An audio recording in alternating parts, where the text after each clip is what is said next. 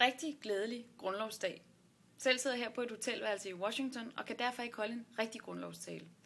Men jeg vil gerne bruge anledningen til at sige et par ord alligevel. I dag fejrer vi jo, at Danmark tog det første skridt mod demokratiet med grundloven.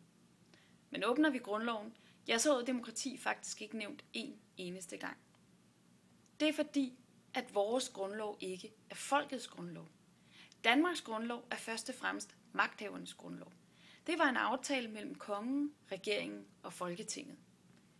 Nu er verdenshistorien jo desværre fuld af eksempler på, at netop magthaverne har forgrebet sig mod borgerne.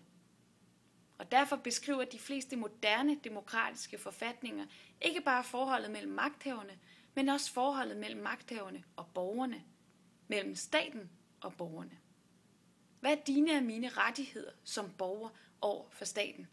Hvad er ikke til diskussion? Hvad kan end ikke et flertal i Folketinget lave om på? Det gælder for eksempel retten til liv, retten til at være fri for tortur.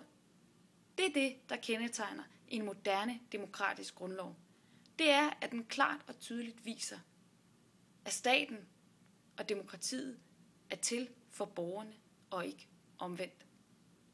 Det er sådan en grundlov, vi skal have i Danmark. Fortsat god grundlovsdag.